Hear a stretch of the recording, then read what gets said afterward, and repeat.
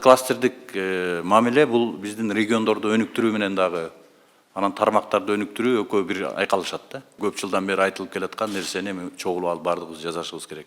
Бир багытта иштегенге келишибиз керек да, баарыбыз тең ушул сүйлөшүп алып, кайсы тармакка ар бир финансылык институт жана мамлекеттик министрликтер жана уюмдар кандай салым кошот, ушу менен жылышыбыз керек.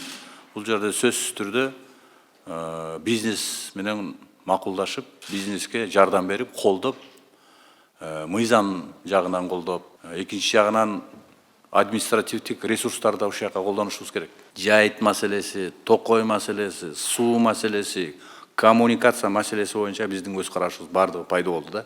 Ушулардын баары тең мен ойлойм ушул кластердик саясатыбызга абдан чоң салым кошот.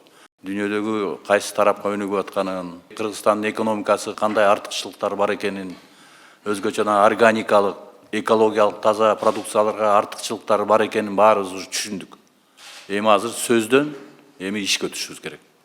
Мына былтырдан бери биз бюджеттен бөлүнүп аткан же болбосо башка бир булактардан бөлүнүп аткан каражаттарды сапатка бөлөлү деп атабыз. Мурун эми дыйкан алам десе эле эмне өстүрүп атасың, анча талап койбой берчү элек. Мал чарбасына деле ошондой талап койбой берчү элек.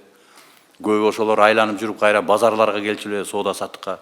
Азыр болсо багыт менен ар бир ала турган финансылык каражаттар бара турган биздин ишкерлерге, дыйкандарга сөзсүз түрдө анализ кылышыбыз керек.